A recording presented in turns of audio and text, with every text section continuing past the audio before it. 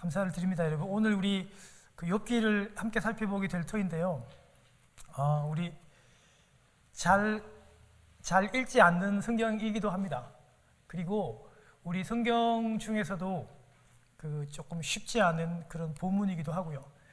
우리 목회자들이 1장, 2장 하고 마지막 장은 설교를 많이 하는데 또 정말 중요한 이 이제 본론 부분들을 또 설교를 잘 안 하시기 때문에 조금 오해되는 그런 부분들도 많기도 하지만 저는 개인적으로 우리 성도님들과 함께 큐티를 하게 되어서 저도 함께 이렇게 설교를 준비하면서 이렇게 자세히 보는 게 참 우리들에게 참 좋은 시간이다 이런 생각들을 많이 해보게 됩니다. 그래서 제가 지난주 광고 시간에 잠시 얘기했듯이 우리가 저도 그렇게 많이 설교를 들어왔어요. 자꾸 욥의 고난에 관심을 가지고 이 고난을 잘 견뎌냈더니만 마지막에 42장에 축복을 2배나 받았더라. 이렇게 결론을 내시면 안 돼요. 왜냐하면 욥기는 그걸 강조하는 게 그 성경이 아니거든요. 욥은 사실 고난에 그렇게 관심이 없어요. 욥이 그렇게 하나님 앞에 그 고난의 이유를 가르쳐 달라고 막 그렇게 매달립니다. 필사적으로 매달리는데 하나님 응답 안 해줍니다. 끝까지 침묵해요. 왜냐하면 욥기가 그거 고난을 강조하지 않기 때문입니다. 그래서 오늘 저희들이 어쩌면 욥기의 강조점은 그 고통을 주관하시고 섭리하시는 하나님을 인정하는 거예요. 그리고 그 고난 가운데서도 하나님의 주권을, 하나님의 섭리를, 주관을 인정하면서 그 하나님을 바라보고 찬양하는 거예요. 그게 관심이에요. 그게 오늘 우리 코로나 이 시대에 우리가 본받아야 할 점입니다. 이 고난을 견뎠더니만 내가 복을 받았다. 그런 번영신학이 관점이 아니라는 것을 여러분 꼭 기억하시길 바라요. 제가 지난주에 우리 아내에게서 우리 쪽지 하나 받았는데 너무 그 아내가 읽었던 책 중에서 좋은 내용이라고 해서 저에게 주셔가지고 제가 여러분들에게 잠시 소개를 합니다. 여러분 제가 읽어볼 테니까 이 김정곤 우리 CCC 총재 되시는 목사님이 어떻게 고난 당했는 게 그것이 중요한 것이 아니라 마지막에 이 고난을 어떻게 바라보고 있는가를 잘 들어보시길 바랍니다. CCC 총재가 되는 김중곤 목사님은 한국의 욥이라고 부를 정도로 엄청난 고난을 겪은 분입니다. 그분은 어머니와 사랑하는 다른 3분의 형님들이 차례로 급사하는 것을 보았습니다. 6.25 때는 아버지와 가족들이 눈앞에서 공산당에게 학살당하는 것을 목격했습니다.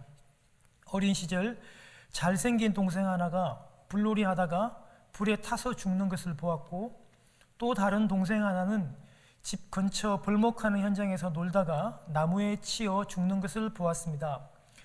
17년 전에는 고등학교 교감으로 봉직하던 착하디 착한 자기 동생이 10살부터 16살까지 줄줄이 달려있는 딸 4명을 남겨놓고 간암으로 죽는 고통을 겪었습니다.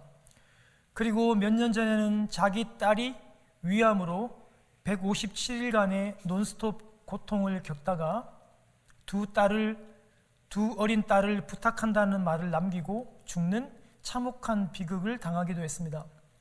그리고 그 다음 해에는 동생과 재수가 죽고 막내 동생은 강경화로 시한부 인생을 살고 있습니다. 고아원을 차려야 할 정도로 모두가 부모 없는 유자녀들을 맡기고 떠났습니다. 얼마나 기가 막힌 상황입니까? 우리가 이런 고통을 겪었다면 하나님을 원망하고 떠날 수밖에 없었을 것입니다. 그러나 놀랍게도 이런 줄줄이 연이어 오는 많은 비극들을 겪으면서도 목사님은 이렇게 고백했습니다. 정직하게 고백하면 나는 하나의 얼굴로는 웃고 다른 얼굴로는 운다. 내 영은 주님을 찬양하고 기뻐하고 감사하며 깊은 곳에서 샘물같이 환희가 솟는다. 그러나 다른 마음의 하늘에서는 비가 끊임없이 내리고 있다.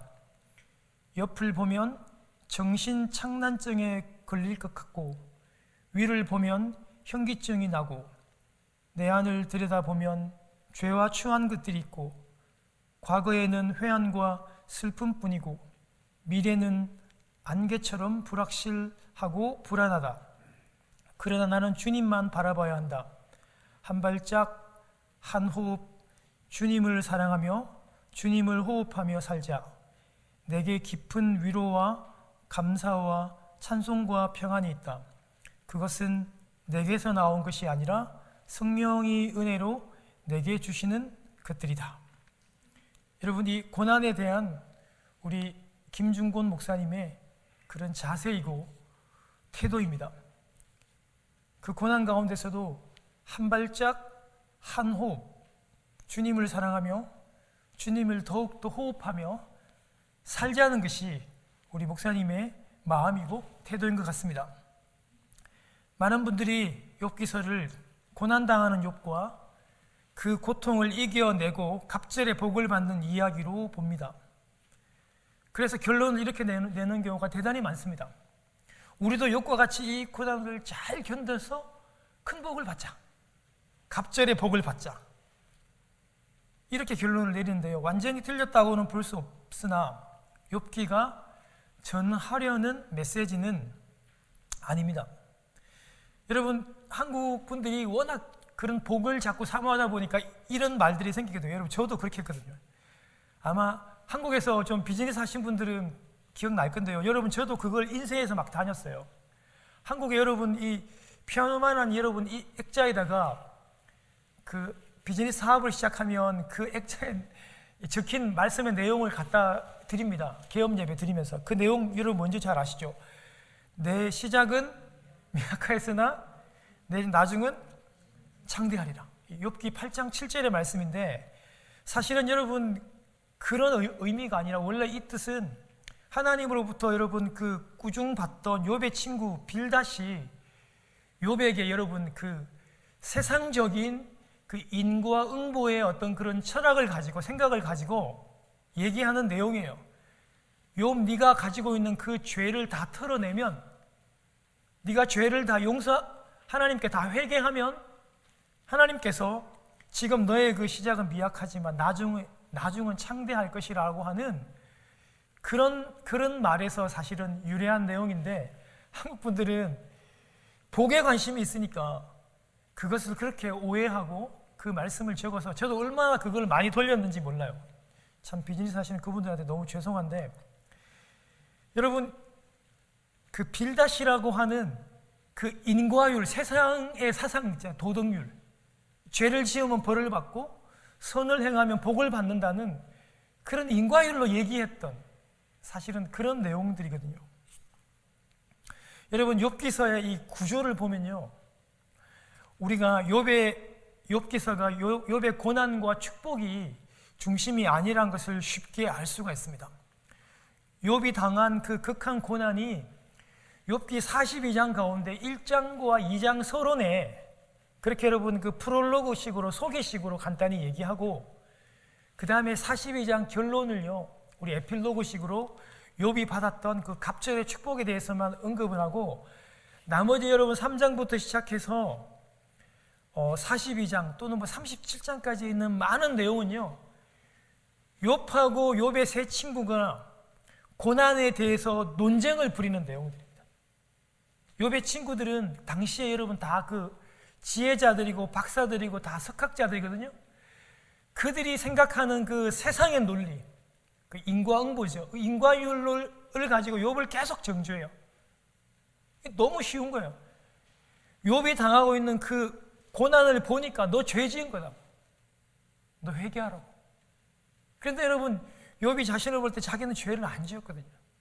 그게 너무 억울하거든요. 그래가지고 돌아가면서 친구들과 함께 논쟁하고 논쟁 배틀을 벌이는 장면들이 욥기 전체에 여러분 다 본론이에요. 그러다 보니까 욥기가 읽기가 아주 쉽지 않습니다. 그리고 그 본론 자체가 여러분 이 산문이 아니라 시입니다. 시. 운문이에요. 시기 때문에 더 사실은 이해하기가 굉장히 어렵다는 겁니다. 여러분, 욥의 친구들이요 어떤 기준을 가지고 욥을 정죄하고 회개하라고 촉구하냐면요, 세상 전체가 가지고 있는 인과응보의 사상이에요. 그러니까 죄를 지으면 벌을 받는다는 거예요. 그리고 선을 행하면 복을 받는다는 거예요. 여러분, 사실은요, 이 인과율의 사상이 우리가 잘 알겠지만 원인과 결과는요 서로 이렇게 연결이 되어 있다라고 하는 사상인데요. 여러분, 이 사상은 뭐 고대 중국이나 인도에서 출발했다고들 하는데요, 그냥 철학과 사상과 아니면 교육과 종교를 망라해서 이 세상에 있는 모든 종교와 가르침에 다 편만해 있는 생각들입니다. 심지어 저희들에게도 너무나도 자연스럽게 젖어 있는 생각인데요, 인과율 자체가 나쁘다는 건 아니에요. 왜냐하면 예수님도 이 사상에 대해서 얘기했고, 사도 바울도 뭐 심는 대로 거둔다고, 우리 주님도 사실은 이 말씀 자체를 가지고도 충분히 예를 드시고 말씀을 사실은 하셨어요. 그런데 여러분, 문제가 되는 게 뭐냐면 이 인과응보 사상을 가지고 와서, 인과율 사상을 가지고 와서 우리가 생활하고 있는 모든 것의 절대적인 기준을 가지고 잣대를 들이대는 게 큰 문제라는 거예요. 우리가 믿음 생활하는 이 믿음 생활, 아니면은 우리가 뭐 생각하는 사고, 이 모든 것에 이 인과율을 적용한다는 것이 아주 큰 위험이고 큰 잘못이라는 겁니다. 특별히 여러분, 이 고난의 문제에 대해서 욥의 친구들이 이 인과율을 적용하고 있죠. 그러니까 지금 욥이, 우리가 여러분 지금 큐티를 하면서 묵상을 하면서 욥이 왜 고난을 당하는지를 우리는 좀 알잖아요, 그렇죠? 욥이 당하는 고난은 죄를 지어서 당한 고난입니까, 아닙니까? 아닙니다. 욥의 친구들은 천상회의를 못 봤어요. 욥이 당하는 고난은 전적으로 하나님이 주관하시고 하나님이 사탄에게 허락하셔가지고 진행되는, 그것으로부터 출발되는 고난인데, 그 결과만을 가지고 욥의 친구들은 계속 욥을 정죄해요. 네가 죄를 그렇게, 네가 고난을 그렇게 당하고 있는 거는 네가 죄를 지었기 때문에 그렇게 지금 고난을 당하고 있다. 그래서 너는 회개해야 된다. 하나님께 나아가서 철저히 회개해야 된다고 그를 정죄하고 있는 것이죠. 사랑하는 여러분, 욥처럼, 하나님이 인정하시는 욥처럼, 하나님이 인정하는 의인입니다.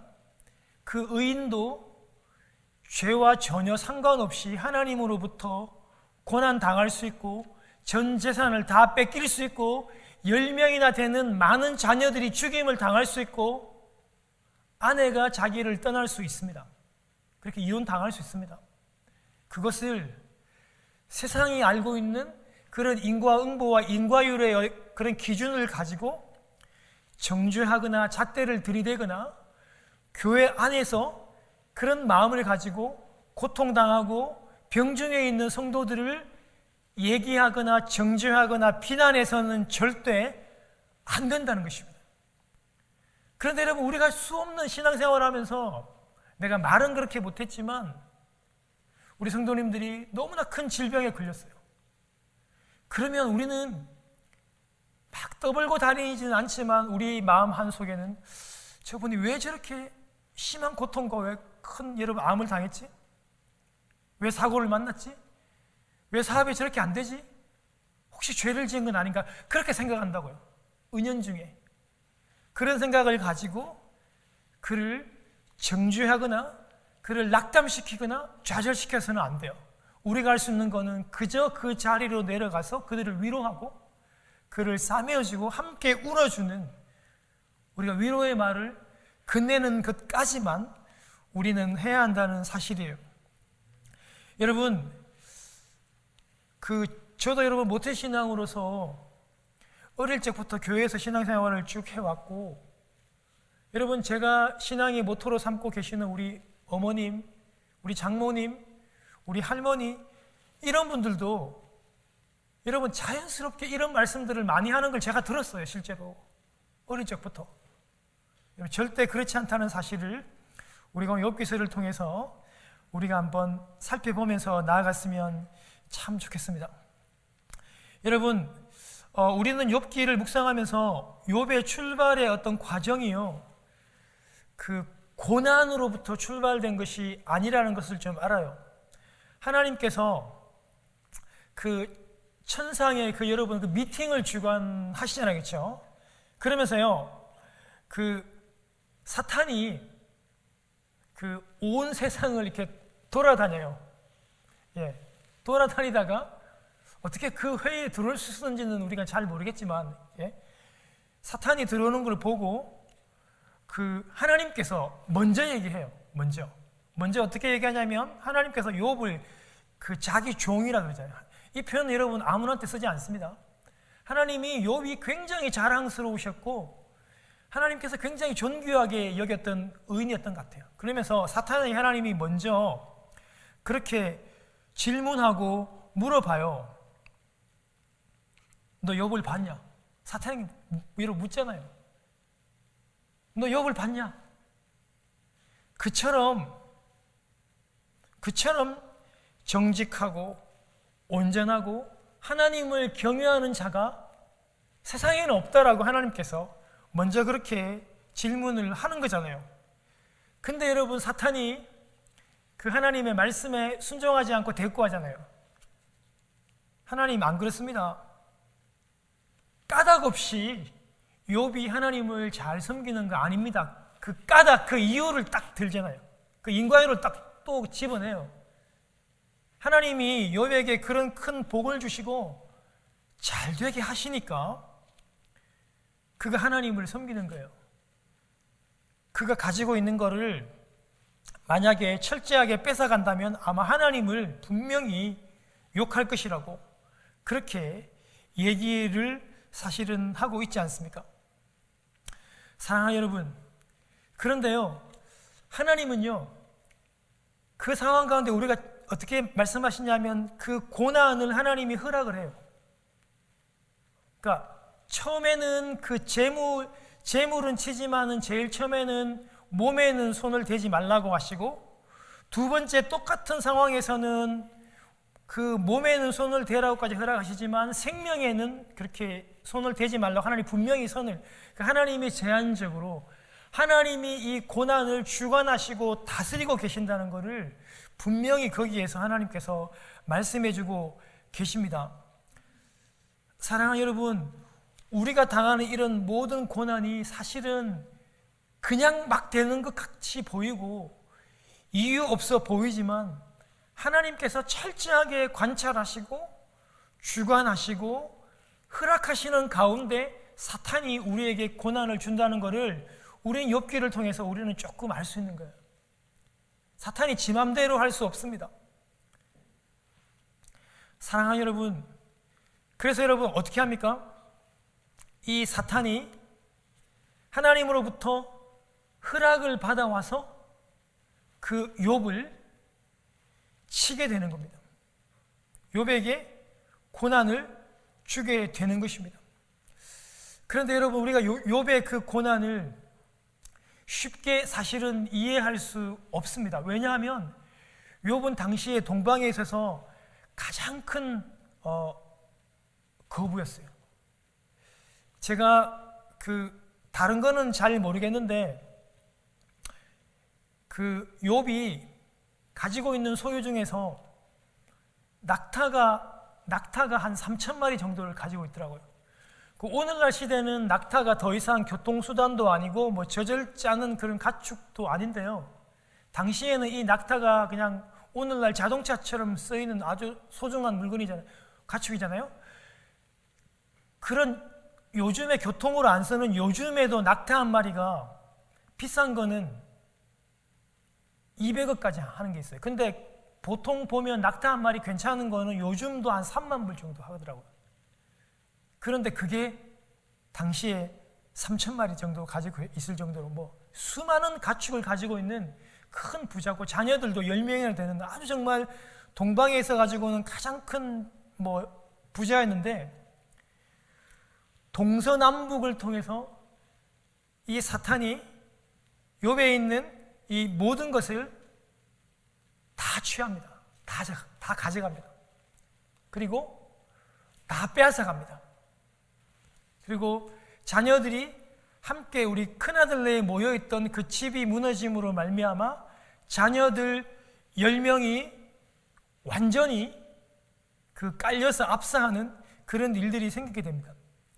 욥은요, 자녀들을 향한 관심이 조금 남달랐어요. 그래서 여러분, 우리 구약시대 때는 자기가 죄를 범하면 하나님 앞에 그 제사를 드렸잖아요. 근데 욥이 이 제사를 자기가 직접 주관하는 걸로 봐서 욥기의 시대적 배경이 사실은 이 출애굽기 이후는 아니라 많은 학자들이 그렇게 얘기해요. 왜냐하면 자기가 그 제사를 직접, 그 제사장이 없었을 때란 말이죠. 그런데 욥은 그 10명의 자녀들이 그 부지 중에, 즉 죄를 의식적으로 그러니까 무의식 중으로 죄를 짓는 것까지도 다 생각해서 그 제사를 다 드릴 정도로 자녀들에 대한 관심들이 아주 남달랐어요.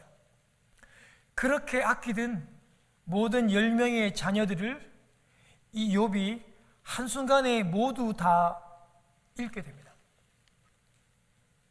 여러분, 우리는 잘 상상을 못해요. 왜냐하면 내가 품고 있는 내 자녀들을 이렇게 한순간에 한 명도 아닌 10명이나 되는 자녀 전부를 다 잃어본 경험이 우리에게는 없기 때문에 우리는 쉽게 욥을 이해한다 이렇게 얘기하면 안 돼요.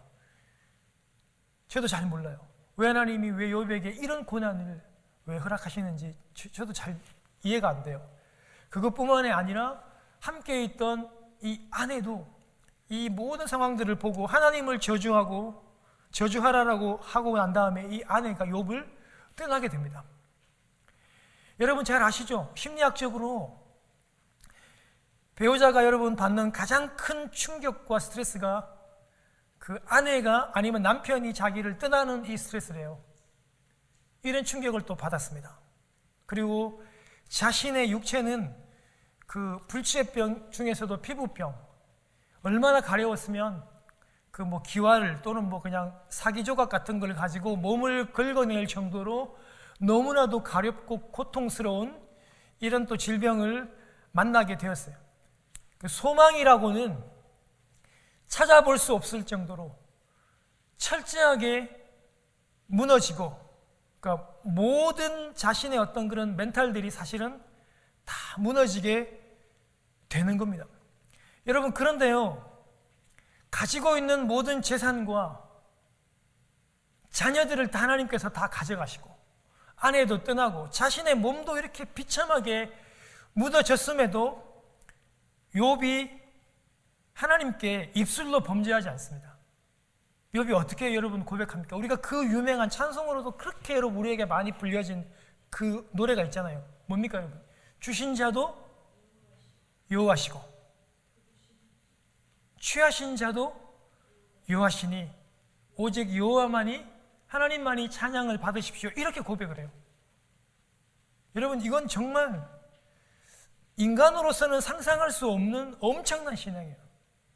그런 정말 급격한 그리고 상상할 수 없는 좌절과 절망 가운데서도 욥이 입술로 범죄하지 않았다고 그랬잖아요. 입술로 범죄하지 않고 주신 자도 여호와시고 그리고 취하신 자도 여호와신다. 오직 하나님만이 찬양을 받으실 것이라고. 그가 예배하는 자세를 취했고 그가 적신, 즉 알몸으로 내가 왔으니까 알몸으로 가는 거는 당연하다 이렇게 하면서 그가 범죄하지 않습니다. 그런데 그렇게도 잘 이겨내었던 그가, 욥이 오늘 읽었던 여러분 이 본문에 우리가 좀 당황스러울 정도로 욥이 여러분 어떻게 하고 있습니까? 오늘 1절에 보니까 어떻게 합니까? 입을 열어서 자기의 생일을 저주해요. 생일을 저주하는 걸로 여러분 입을 열면서 자기가 태어난 날이 그냥 멸망을 좀 했으면 좋겠다. 이렇게 여러분 출발해가지고 어머님이 그 여러분 고대시대에 사내 아이를 배우면 막 좋아하잖아요. 태어나면 좋아하는 그런 모든 것을 저주하고 저주하고 그걸 안타까워한단 말이에요. 그날이 캄캄하고 하나님의 하늘 위에서 좀 돌아보지 않고 빛을 좀 비추지 않고 흑암 가운데 있었으면 좋겠다고 얘기하고, 죽음의 그늘이 좀 그날의 자기의 것이라고, 죽음이 임했으면 좋겠다. 그러니까 그냥 저주가 아니라 세상에 사용할 수 있는, 욥이 다 쓸 수 있는 단어를 다 총동원해서 자신의 생애를 저주하고, 자신의 어머니 태를 저주하고, 자신의 그 난날을 저주하고. 여러분, 그냥 저주가 아니에요. 그래서 계속 이런 말을 했어요. 하나님, 어찌해서 이러냐고. 4번이나 오늘 이 말들을 써요. 어찌해서 이러냐고. 어찌해서 이러냐고. 어찌해서 이러냐고. 그가 철저히 자신을 저주하며 하나님 앞에 나아가고 있다는 사실입니다. 사랑하는 성도 여러분, 그런데요, 우리는 오늘 욥이 그런 극심한 좌절과 고난 가운데서 부분적으로 내뱉었던 이 감정의 모습에만 포커스를 맞추고, 욥의 신앙이 이렇게 무너졌구나, 그 믿음이 떨어졌구나, 이렇게만 여러분 생각하실 것이 아니고, 욥이 고백했던, 여러분 그 좀 전에 그 앞에서 고백했던, 주신 자도 여호와시고 취하신 자도 여호와시니 하나님만이, 여호와만이 찬양을 받으시는 분이다. 나는 이 땅에 맨몸으로, 알몸으로 왔으니까 알몸으로 가는 것이 당연하다라고 고백하며 범죄하지 않았던 그 욥의 신앙과, 그리고 여러분 오늘 17절과 18절에 나와 있는 이 욥의 여러분 이 결론의 신앙들을 함께 봐야 돼요.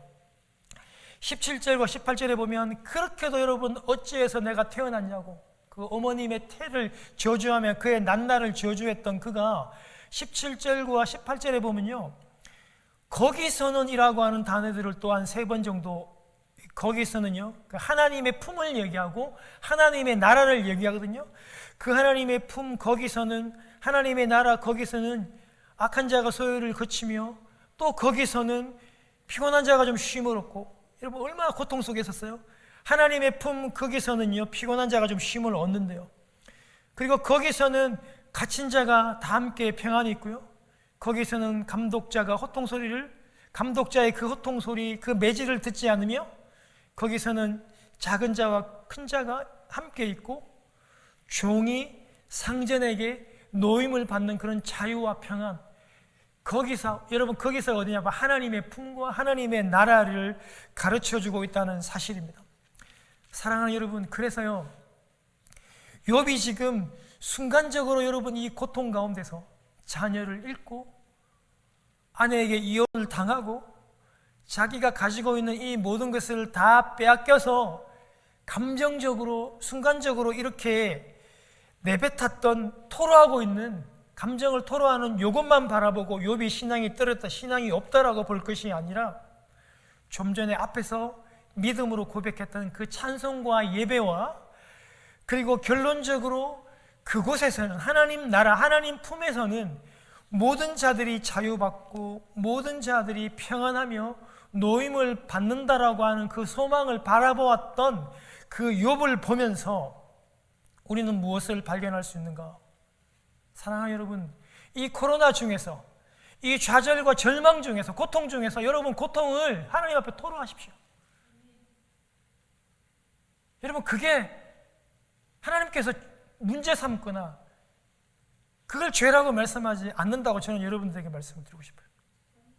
여러분 진짜 우리가 자녀 10명을 다 잃어버릴 수 있는 그런 극한의 고난 상황에 있습니까?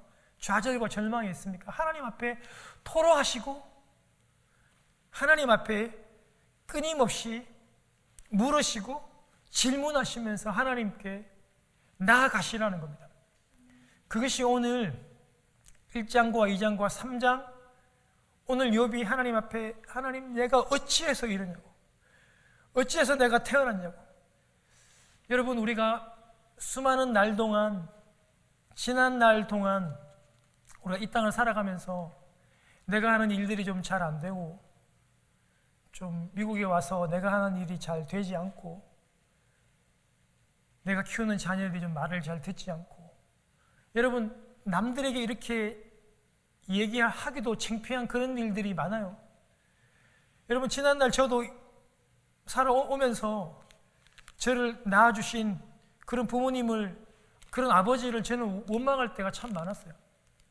왜 이런 참 형편없는 가정에 태어나서, 왜 이런 형편없는 부모들을 주셔가지고 제가 하는 일이 그렇게 잘 안 되고, 제가 하는 프로젝트나 내가 하는 공부가 잘 안 될 때 저도 그렇게 부모님들을 진짜 많이 원망했어요.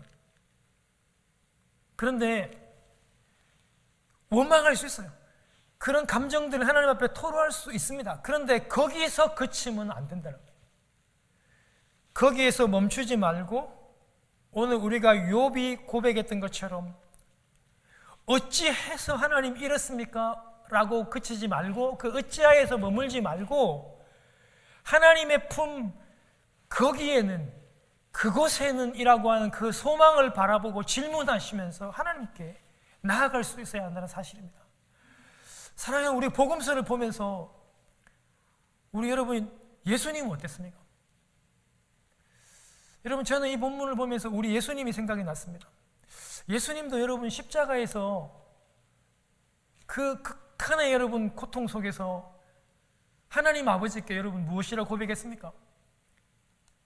하나님 어찌해서 나를 버립니까? 이런 고백했잖아요. 예수님도. 하나님 왜 나를 버려요? 왜? 어찌해서? 왜? 예수님도 이런 고백을 했습니다. 그렇지만 예수 그리스도께서는 이 십자가의 잔을 지는 것도 너무 부담스러워했습니다. 너무 고통스러워서 절규했어요. 하나님을 쏟아 놓았습니다. 그러나 우리 주 예수님은요, 그 하나님의 모든 그 구원의 경륜들을 인정하시고 순종하시면서 우리들을 위해서 그 십자가를 기쁘게 결론적으로 지셨다라고 하는 사실들을 잊어서는 안 됩니다. 우리가 겪고 있는 이 고난들, 참 여러분 좌절될 때도 많고 실망될 때도 많아요. 여러분, 참 우리 이번 한 주만에도 저도 이 인생을 살면서 뭐 매일 기쁘거나 막 그렇진 않아요. 조그만 문제를 통해서도 막 실망이 되고 막 낙심이 되고 그래요. 여러분들은 지금 잘 모르는데 제가 생각할 때 제가 지금 막 발음이 엄청 세요. 막 지금 막 옆으로 막 픽픽 막 새는 거예요.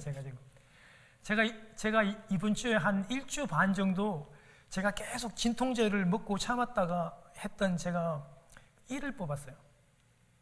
어금니를 뽑았어요. 그런데 치과의사가 그러더라고요. 목사님, 그 이를 처음 뽑을 때 굉장히 많은 사람들이 자신이 무너지고 자기 마음이 그렇게 안 좋대요. 그래서 저한테 묻길래 아유 뭐 그냥 빼야 되면 빼야죠. 왜냐하면 그렇게 아프니까 이제 뭐 어쩔 수가 없으니까. 그래가지고 제가 이제 이를 뽑고 또 이제 그 또 치료하는 과정들을 이렇게 이제 또 가야 되는데요. 근데 밤에 약을 안 먹으면 잠이 안 오니까 그 한 짧은 한 일주일 반 정도의 그런 과정과 또 이런 과정 한 2주 동안의 과정들을 겪으면서 아니 뭐 진짜 아무것도 아니잖아요. 어떻게 보면. 그런데 이런 과정 속에서도 내 마음 저편에는 끊임없는 이 이제 그 불편함과 실망과 좌절과 아니 여러분 앞으로도 인생이 많이 남았는데 그리고 뭐 저희 교회 그래서 여쭤보니까 집사님 장로님 가운데서 이 뽑으시고 임플란트 하신 분들이 계시더라고요. 제가 그 경험담을 여쭤봤죠. 괜찮은데 그런데도 그 작은 걸 통해서 사탄이 계속 저를 이렇게 낙심하게 하고 조금 힘들게 하더라고요. 제가 무슨 말씀을 드리고 싶냐면 우리 인생 가운데 그 자기에 맞는 자기에게 주어진 그 고난들을 여러분 계속해서 우리는 살게 되어 있습니다. 자기에게 맞는 그 시험을 계속 사는 거죠. 그럴 때마다 여러분 낙심하지 마시고 절망하지 마시고 여러분의 그 모든 마음들을 하나님 앞에 털어놓고 쏟아내어 놓더라도 그것으로 결론 나거나 끝나지 마시고 마지막에는 거기에 계시는 그 하나님의 품을 기억하시고 또 그곳에서 위로해 주시고 싸매어 주시는 그 우리 하나님의 그 사랑을 여러분 꼭 기억하시는 여러분들이 되었으면 좋겠어요. 여러분 제가 사실은 그 설교 준비를 5장까지를 사실은 해서 오늘 제목을 제가 인과율에도 좀 더 살펴보려고 했는데 시간상 다 하지는 못하고 다음 주일에 한 번 더 할 텐데요. 여러분 제가 오늘 조금 여기에 대해서 오늘 제가 조금만 더 말씀을 드리고 오늘 설교를 좀 마치려고 합니다. 여러분, 욥의 친구들은요, 다 철학자입니다. 다 지혜자입니다. 이렇게 여러분 말할 수 없는 고난 중에서 좌절하고 낙심해 있고 퍼져 있고 육체적으로는 그런 고난으로 기왓장으로 몸을 긁고 있는 그 욥에게 친구들이 여러분 어떻게 접근을 하냐 하면, 세상에 여러분 말하고 있는 세상의 철학들과 세상의 이 편만에 있는 이 사상과 인과응보의 생각으로 그를 계속 괴롭힙니다. 네 자식이 10명 다 죽은 거는 네 죄 때문이야. 그거 알아라고. 네 부인이 너를 버리고 도망한 거, 네 전 재산을 다 잃어버린 거는 그 죄 때문에 그런 거야. 너의 죄가 그런 결과를 만들었으니까 너 회개해야 돼. 여러분, 계속 이런 생각과 이런 사상을 가지고 그런 고통 중에 있는 욥을 계속 공격합니다. 3명이서 돌아가면서 계속 공격해. 1라운드 끝, 2라운드 끝, 3라운드까지 계속 돌아가는 게 3장부터 37장까지 내용이에요. 여러분, 욥이 진짜 아마 여러분 죽고 싶었을 거예요. 죽고 싶다고 얘기하잖아요, 지금 이렇게. 땅을 파서 보물을 구하는 사람보다도 내가 더 그 죽음을 더 갈망한다 그러잖아요.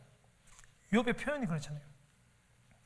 그렇게 여러분 죽고 싶어 하는데요. 그런데 여러분, 고통 속에 놓여 있는 그 사람들을 이런 세상이 알고 있는 그런 여러분 이 인과율의 사상으로 그를 정죄하거나 그를 여러분 낙담시켜서는 절대 안 돼요.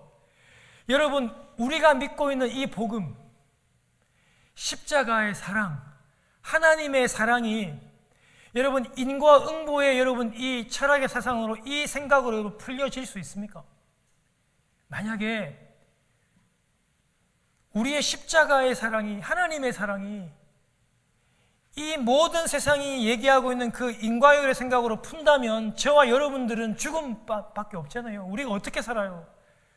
우리가 어떤 죄를 지었는데, 우리가 매일 어떻게 죄를 짓고 사는데 우리는 죽을 수밖에 없는 여러분 그런 죄인들이잖아요. 하나님은 그런 잣대를 우리들에게 들이대지 않잖아요. 죽어야죠. 그 인과율을 우리한테 들이대면.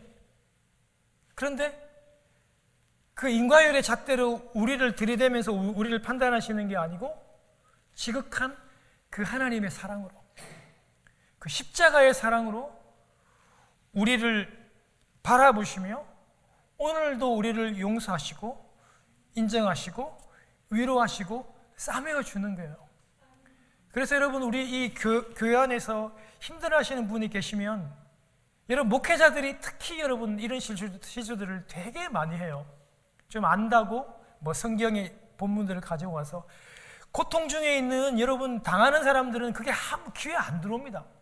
어떻게 해야 되냐면 우리 예수님처럼, 우리 예수님도 여러분 이 땅의 고난 가운데 그렇게 여러분 심한 통곡과 눈물로 고통 가운데 계셔서 우리를 위로하신 주님의 그 마음으로 내려가서 그 고통스러운 그분과 함께 울어주고 함께 생각해주고 함께 손을 잡아주고 함께 식사를 내고 함께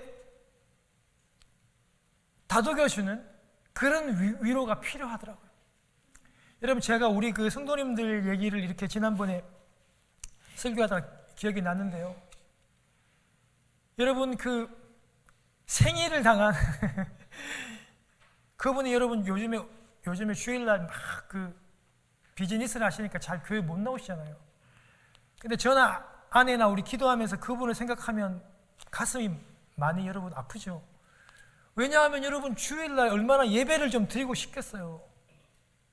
그런데 여러분 버려놓은 이렇게 시작한 비즈니스가 있으니까 여러분 제대로 예배에 참석을 못 하잖아요. 그런데 그렇게 안타까운 그분한테 그 기계적인 율법의 말인 여러분 안식일을 지키라고 하는 여러분 그 율법을 여러분 들이대면 좌절하고 여러분 고통스러울 수밖에 없는 거잖아요. 그런데 우리 교회 성도님들은 생일을 앞둔 그분을 집으로 이렇게 불러가지고 그분에게 이렇게 식사를 대접하고 생선을 구워주면서 생선 반찬을 대접하면서 여러분 100마디 말을 안 해도 되잖아요.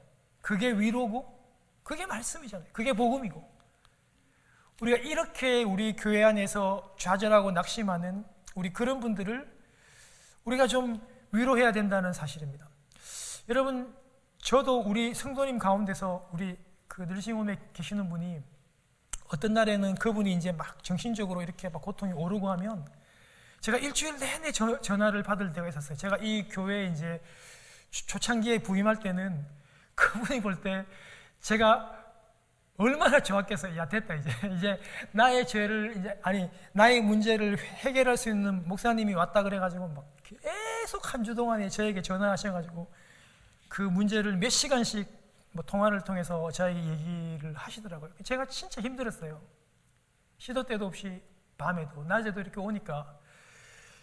근데 제가 코로나 시대를 겪으면서 그분한테 가서 책을 전해드리고 읽을 책을 전해드리고 조그마한 음식을 가지고 아내가 음식을 해주면 그걸 전해드리면서 요즘에 조금 우리 그 집사님의 마음이 조금 이해가 되더라고요. 너무 교회를 나오고 싶어요.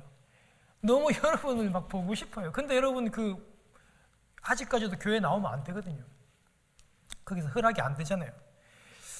그런데 우리가 그렇게 어려움과 외로움과 고통 속에 있는 그분들에게 있어가지고 진정한 위로의 말은 우리가 함께 가서 손을 잡아주고 함께 기도해주고 우리가 그분들의 마음을 같이 헤아려주는 그것이라는 생각들을 하게 되면서 제가 이제 목사인 제가 조금 이제 철이 들고 조금 이해가 되었던 것을 이 욥기를 보면서 알게 되었습니다.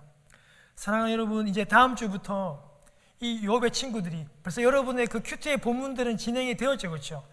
요런 여러분 시각을 가지고 이 욥기를 좀 보면 목사님이 그때 그런 말을 했지라고 욥을 보면요 훨씬 더 이해가 쉽습니다.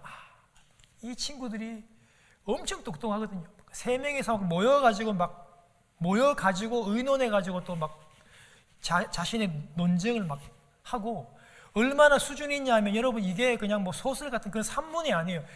이들이 논쟁을 막 시로 합니다. 시로. 거의 천재들이 이 사람들이. 그런데도 그 천재성을 가지고 욥이라고 하는 고통 중에 있는 사람을 막 정죄하고 괴롭히는 데 천재성을 사용한단 말이죠. 그래서는 안 되며 우리는 철저하게 함께 아파하고 함께 내려갈 수 있는 싸매어 줄 수 있는 여러분들이 되기를 주님의 이름으로 축원합니다. 우리 함께 기도하겠습니다.